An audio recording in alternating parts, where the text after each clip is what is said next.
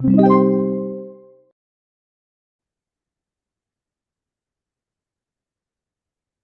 situation. Given the beam shown, determine the magnitude of the resultant of the distributed loads in kilonewton. Determine the location in meters of the resultant of the distributed load from A. And then number 3, determine the moment of the distributed loading at point B. Okay, so, well, actually, ang questions is all about finding the resultant of the forces, no?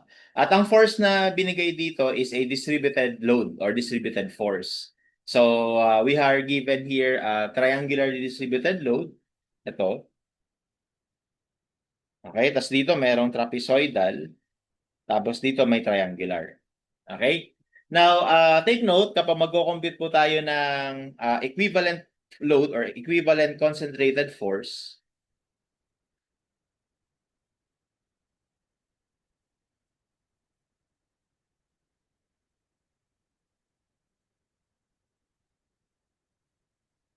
okay, ng distributed load, ang tatandaan lang natin, yung magnitude nito will be the area of the distributed force.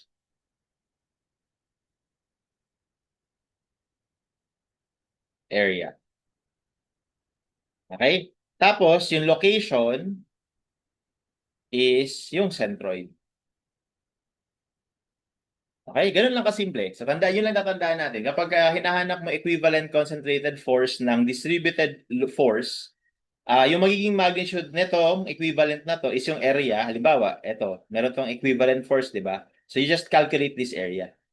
Okay? And then yung location nung magiging distributed, nung equivalent load will be nasa centroid nung shape. So, kung triangle ito, centroid niya somewhere dito. So, dyan din mag-a-act yung equivalent concentrated load. So, ganun lang kasimple yun, no? So, ngayon, kapag magko-compute ng area, kailangan po ba lahat ng klase ng shape kabisado namin?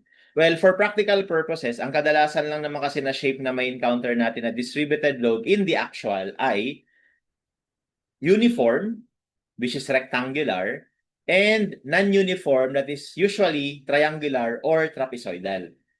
So, ibig sabihin, yung tatlong yon, rectangle, triangle, and trapezoid, maganda, familiar tayo dun sa area niya tsaka sa centroid. Well, when it comes to area, walang problema. Kaya lang, pagdating sa centroid, yung rectangle and triangles, madali lang maalala or madali lang makabisado kung ano yung centroid nilang dalawa. However, medyo complicated yung sa trapezoid.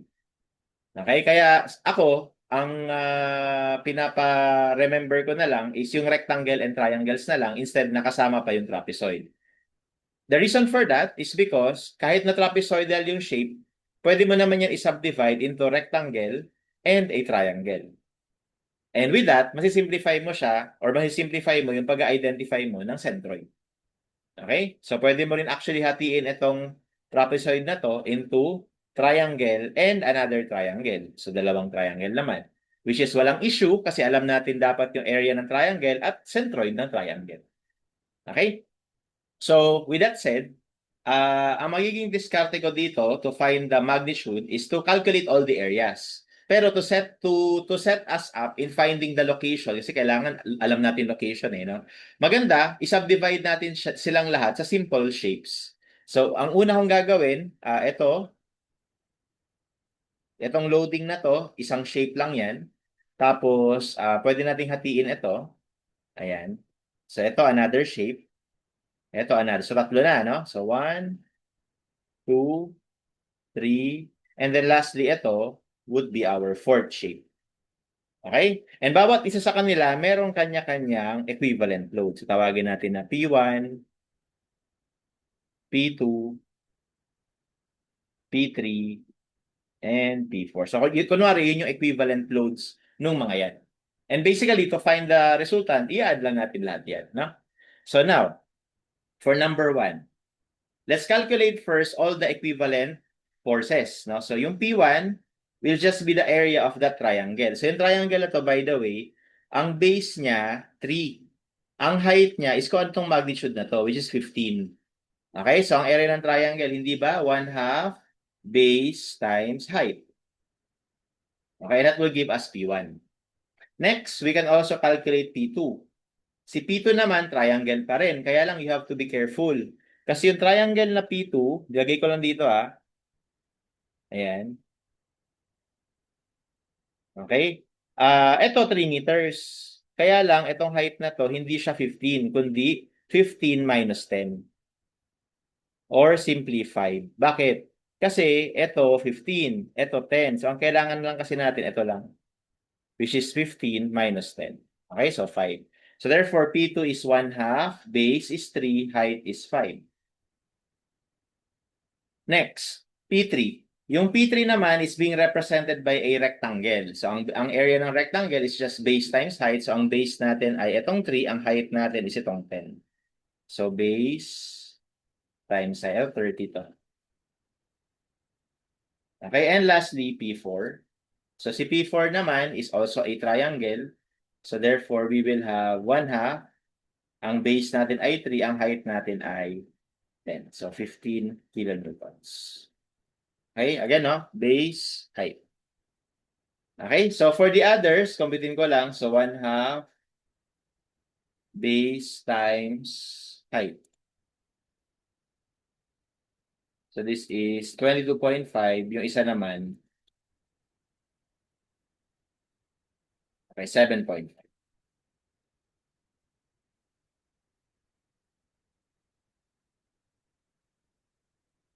Ayan. Okay? So, notice that all the forces ng mga distributed load ay vertical.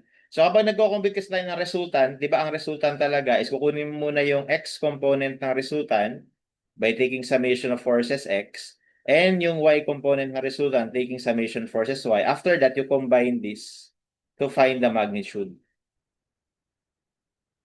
Ganyan na. Kaya lang, sa case na to, wala naman tayong horizontal component nung distributed load. Lahat sila vertical naman.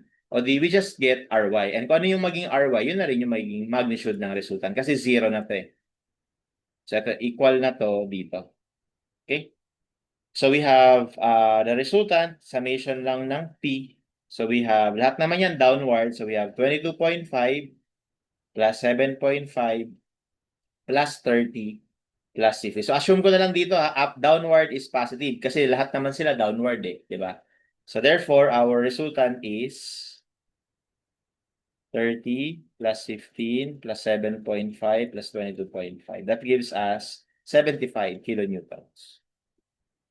Which is obviously downwards, no? Although hindi naman kailangan kasi ang tinatanong lang is yung magnitude. Okay? So, our answer for number 1 is letter E.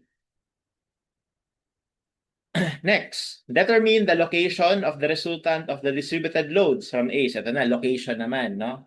So, location. So, pag hinahanap na natin location, gagamit na tayo nung isang theorem na sanay na madalas nating na-encounter, no?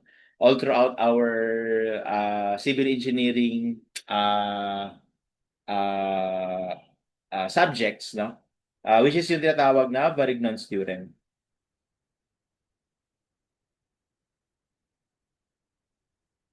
Okay, so ang sinasabi lang ng Varignon's theorem, yung effect ng total ay equal lang sa summation ng effect ng mga parts niya. So sa case na to, yung total na pinag-uusapan, ito. Yung parts niya, ito mga to. Kasi ito mga to, yan yung bumubuo dito. Bali kumbaga, itong resultant, di ba yan lang yung single equivalent load nilang lahat. Okay, so siya yung kabuuan nila, while ito yung mga components niya. So dapat daw, yung moment nito, at a certain point ay equal lang sa summation ng moment nito mga to at the same point. And gagamitin natin yung concept na yun to identify saan ito located. Okay? So kunwari yung resultant na ito. Ayan na kunwari yung resultant na 75. Ang problema natin is kung nasaan siya from A. Ang tanong kasi from A eh. Ito. Okay?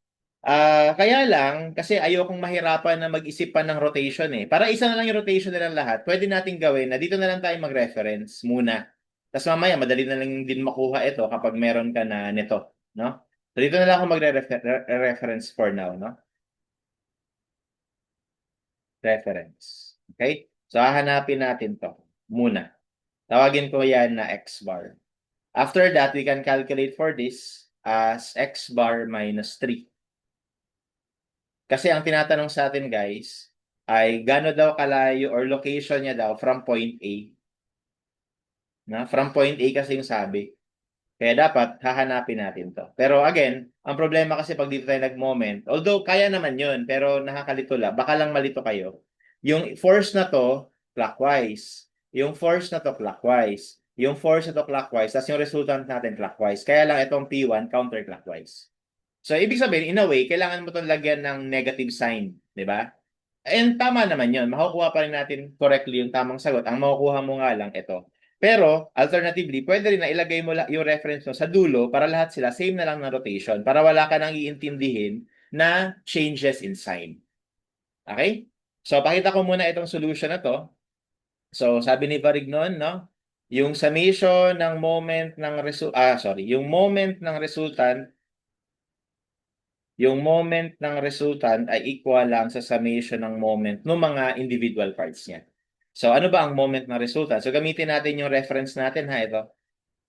Ayan. So, ang moment na resultant will just be yung 75 times itong x bar na to. Yan yung moment arm niya. So, we have 75 times x bar equals yung summation ng moments sa mga parts niya. So, syempre, meron tayo ditong P1, tapos tawagin natin to na x1, tapos, kunwari, ito tawagin natin na x2 para mayroon tayong mga moment arms.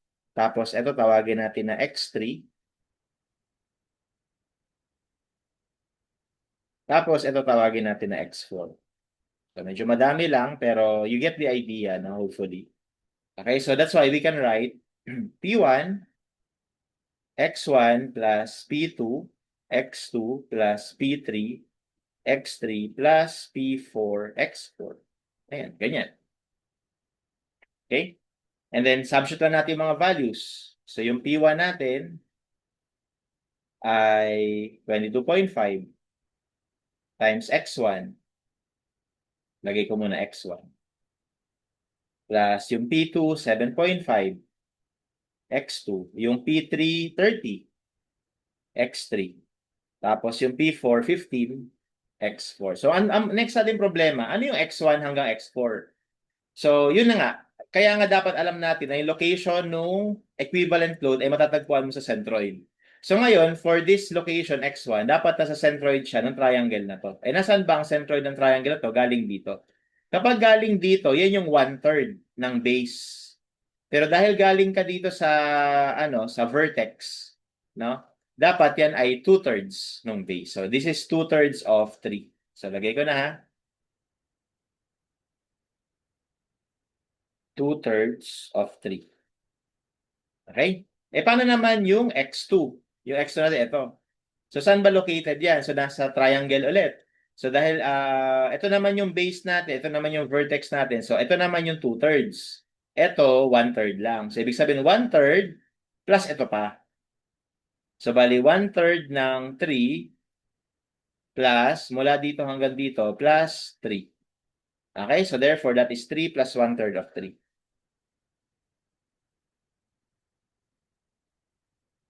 Okay, and then what about yung x3? Si x3 naman, it is being represented by a rectangle. So pag rectangle, ito alam na naman natin na nasa half, gitna. So ibig sabihin, mula dito hanggang dito, half ng 3. Tapos mula dito hanggang dito would be 3. So we have 3 plus 1/2 ng 3. And lastly, yung x4 natin, pwede natin gamitin, kagaya kanina, ito yung buong to, wherein mula dito hanggang dito ay 3, mula dito hanggang dito ay also 3, tapos mula dito hanggang dito, dahil triangle yan, will be 1/3 of 3. Okay, so pwede yun. Okay? And then, also, pwede rin na ang kunin mo itong kabila. Kasi mula dito hanggang dito, dahil vertex ito, so 2/3 naman yan ng 3. So kung 2/3 ito ng 3, so, makukuha natin to by taking the full length. Kasi yung full length natin ay 3 plus 3 plus 3, 9. Diba? 9 ito, kasi minus mo lang to. 2/3 ng 3. Same lang yun. So, it's up to you, ha. Pwedeng 3 plus 3 plus 1/3 ng 3 or 9 minus 2/3 ng 3. Okay? You will get the same moment arm. So ako, ang gagawin ko na lang ay para maikli, 9 minus 2/3 of 3. Okay? And from here, we are expected to calculate x bar. So we will have 22.5 times 2/3 of 3 plus 7.5 times 3 plus 1/3 of 3 ba? 1 lang yun. Plus 30 times 3 plus 1, 1/2 of 3. So 3 plus 3/2.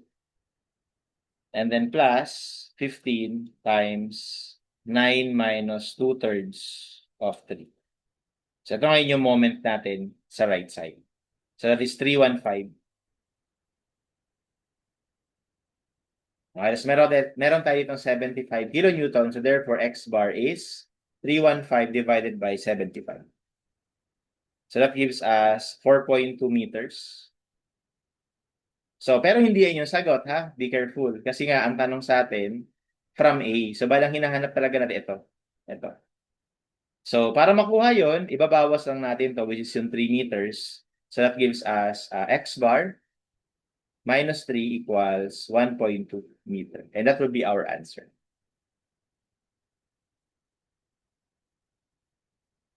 Okay?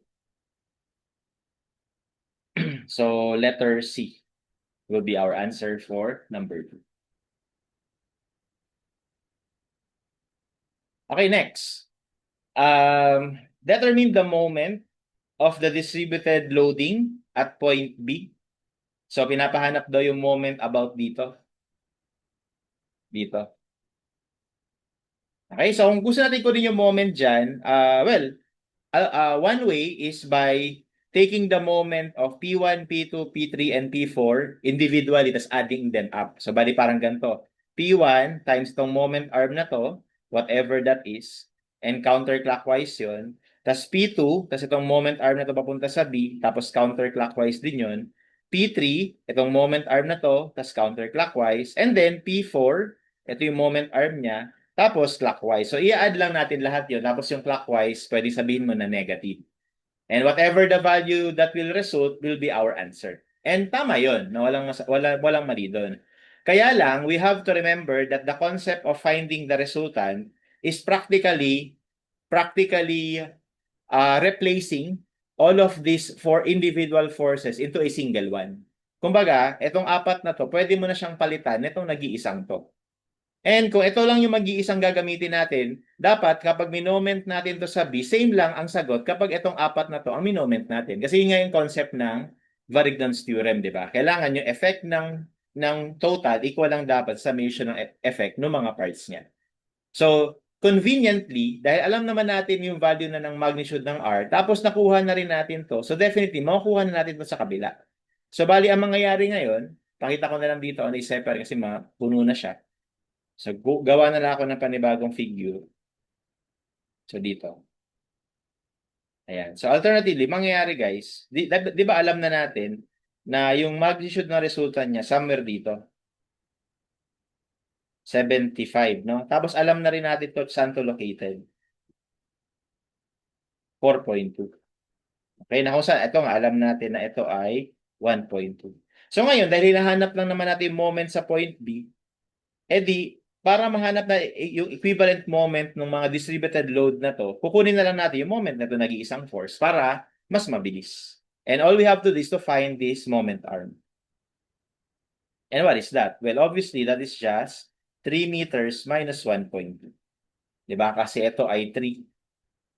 Ito ay 1.2. So, ito matitira dito, 3 minus 1.2.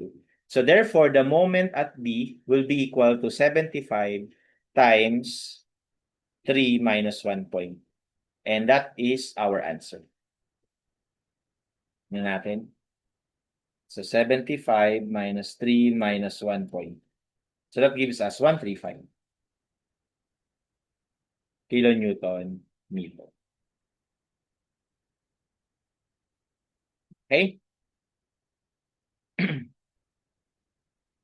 So, this is our answer, 135. Anyway, isa lang naman yung 135, ano? Pero just to show you na ito ay counterclockwise, obvious naman, no? Pababa to, so pag ito yung ikot niya. Counterclockwise. Now, kung halimbawa na hindi mo naisip na pwede pala gamitin ng resultant, again, ang gagawin mo nga is imo-moment mo yung P1, P2, P3, and P4, lahat. I-add mo yan. Okay? So, siguro pakita ko sa CalQ. Mabilis lang naman yan. Yung P1, ang magnitude niya, 22.5. Ang moment arm niya papunta sa B ay, galing B, no? 3 plus 1/3. 3 plus 1/3 ng 3. Tapos ang rotation niya counterclockwise. So gawin ko na lang counterclockwise positive. Yung P2 naman, 7.5. Ang moment arm niya from B is 2/3 of 3. No? Kasi ito, mula dito hanggang dito. Okay? And then, para naman sa P3, ang value niya 30. Ang moment arm niya, half lang ng 3. Diba? Tapos, yung P4, clockwise yan. So, 15. Ang moment arm niya naman ay 1/3 lang ng 3. Ayan. So, you should get the same answer. 135. Yun nga lang, mas mahaba. Kaya nga, kung alam mo yung concept ng resultant, edi magiging mas mabilis yung solution mo. And that's how we solve this problem.